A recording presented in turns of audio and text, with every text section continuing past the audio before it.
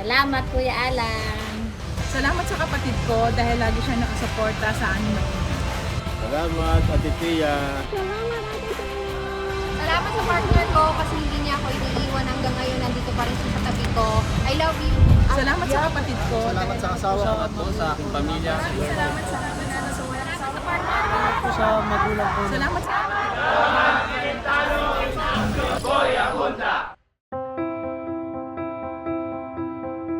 Sa biyahe ng buhay, iba't ibang tao ang ating makakasalumuha. Ang ilan, unti-unting nagpapalaganap ng kabutihan sa munti nilang paraan. Ito ang kwento ng isang jeepney driver na naghahatid ng saya sa mga pasahero niya. Ating kilalanin si Ivan Cotas.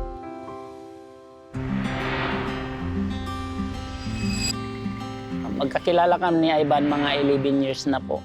Ang pagkakilala ko kay Kuya Ivan, masyado siyang selfless. Masyado inuuna niya muna yung iba bago yung sarili niya. Bago mag-lockdown, doon ko po siya nakilala ng husto. Wala kaming hanap buhay, bawal lumabas. Nag-design po ako nga, yung jeep ko, service namin mamili ng isda. Wala siyang kita. Pag-uwi, di sinamahan ko. Yung pala, pag yung mga walang pagkain, binibigyan din niya. Sabi niya, wala kaming pambili. Utang na lang o wala. Sabi niya, siguro libre na lang. Ubos yung paninda. Minsan umuwi, 300 lang yung tubo, 200. Sabi niya, basta may pangkain lang tayo, okay lang. Makatulong man lang tayo sa walang wala. Sabi ko, labis kong pagpasalamat sa kanya nga, ganyan siya sa mga tao.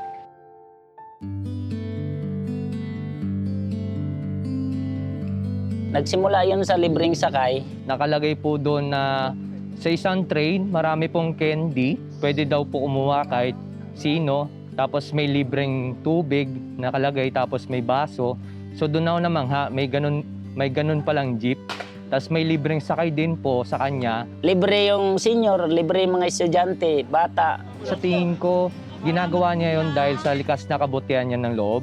Masarap pang pakiramdam din kasi masarap naman pakiramdam pag nakakatulong ka sa kapwa mo eh. At saka siya, kahit mga pulubi, pag pinapasakay niya, pag sumasabit, maraming nasabit, pinapapasok niya yan sa loob. Tapos binibigyan, ito, pagbaba niyo, binibigyan niya 20. Pangkain niyo yan ha. Ganon siya kabuti. Para sa akin, yung impact sa community is makikita na meron pa rin good Samaritan. Kahit na mahirap yung kalagayan niya, nakakatulong pa rin siya sa mga kapwa mahihirap niya. At mas mahirap pa sa kanya. Nagpapasalamat ako kay Ivan dahil sa kabutihan ng mga ginagawa niya hanggang ngayon. Nagpapasalamat po ako kay Kuya Ivan dahil sa kanya, nakita ko na meron pang natitirang mabuting tao na hindi tumitingin sa kalagayan ng estado ng buhay para makatulong.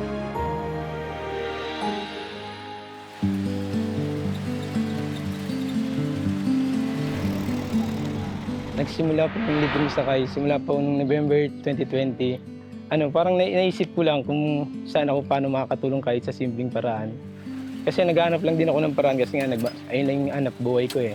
Jeep, kung paano ako makakatulong kahit sa simpleng paraan, yung mapapasaya ko yung mga pasahero ko, yung masasakay sa jeep. Tapos ayun nga, nagsimula na siya. Bumili na ako din sa supermarket ng mga face mask, face shield. Tapos nakita din kasi ako ng mga candy, mga candy, mga chocolates candy, mga chocolate, mga biscuit noon. Tapos mineral water, parang, ayun, bumili noon. Naglalagay na ako sa unahan ng jeep, tapos sinasabi ko sa kanila na, kung ano lang po kayo dyan, libre po yan, wala po yung bayad. Tapos hanggang ngayon, parang, ayun, masaya lang ako sa ginagawa ko kasi makita ko lang sila parang nakangiti, tapos papasalamat sa akin kapag nalibre sila. Parang napakasarap sa pakiramdam. Tapos ginagawa ko, dinadaan ko lang sa dami ng ikot para, ayun, parang matugunan ko siya yung ginagawa ko. Yung senior kasi noon, naalala ko, laging mamiti ng ulo. Parang naisip ko na ilibre ko na lang sila.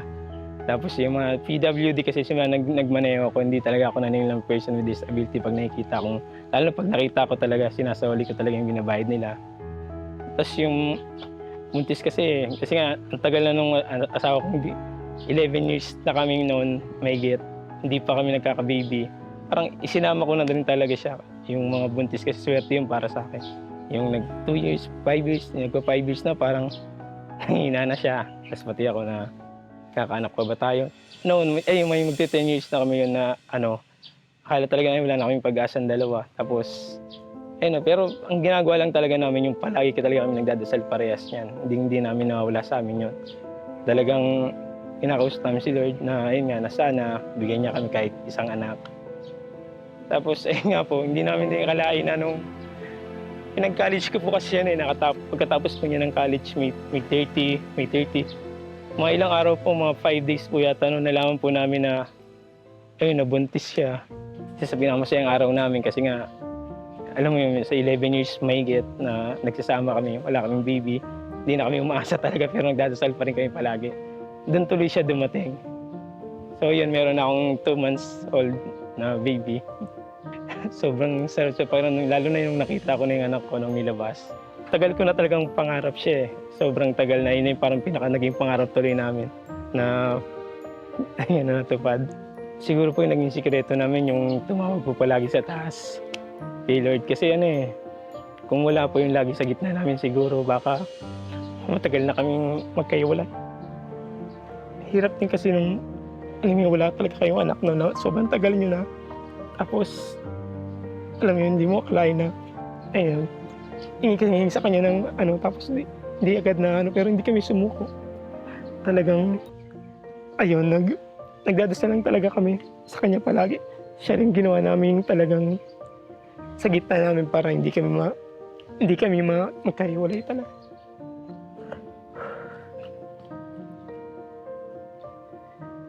Sa ngayon po kasi talaga naging advocacy ako na siya na ano na naman po yung mangyari at tutuloy-tuloy ko na lang siya kasi doon ako masaya. Tapos noon nga parang kasi sinama ko talaga yung mga buntis noon.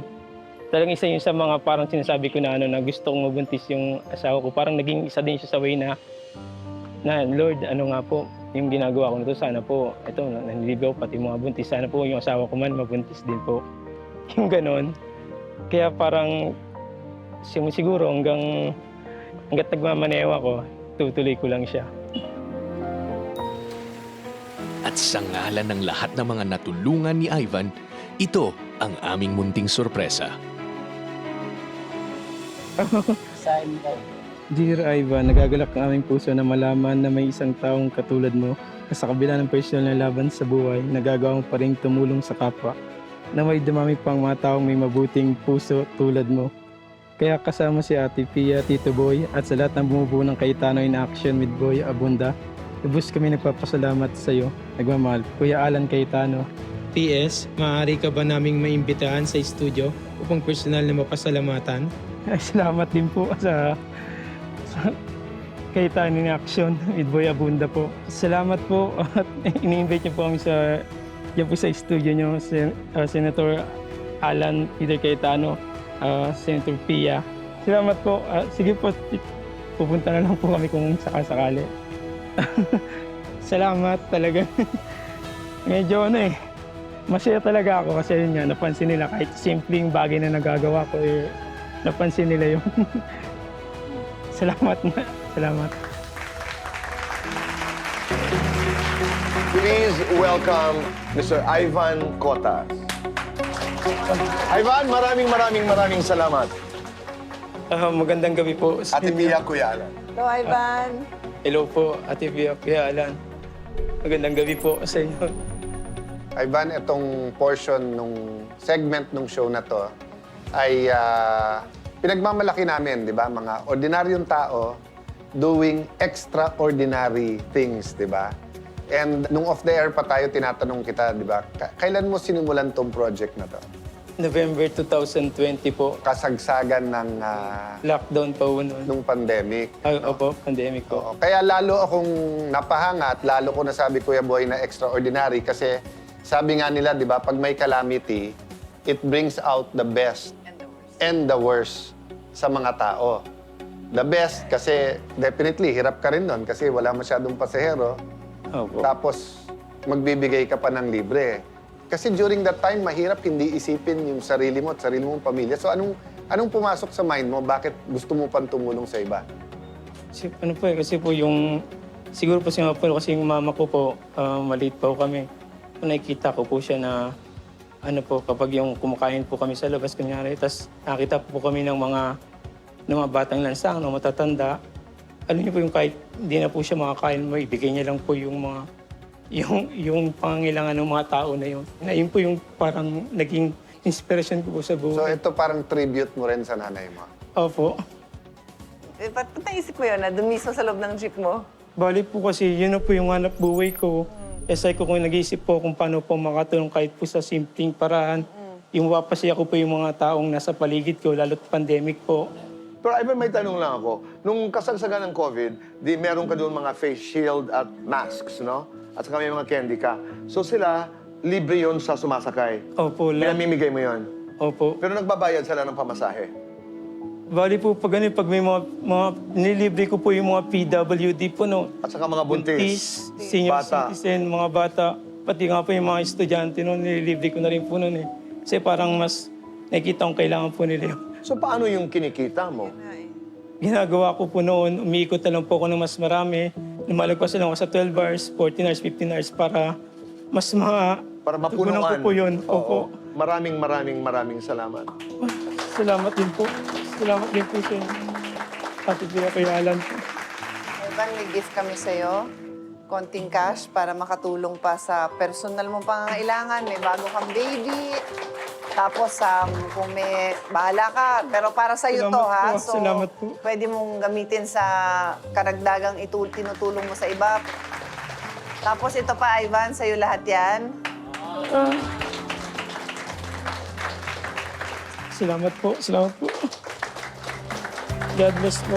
Ivan, maraming salamat. God bless you. God bless din niyo po. Maraming din po. salamat. Sa ating pagbabalik naman, lahat ng ating studio audience ay mabibigyan ng regalo bawat isa. At tayo'y makapaglalaro ng Alan Pia Pick. Kung saan po ang ilan sa atin ay mananalo ng 2,000, 3,000, 5,000, or 10,000 pesos. Pero walang uuwi na walang regalo.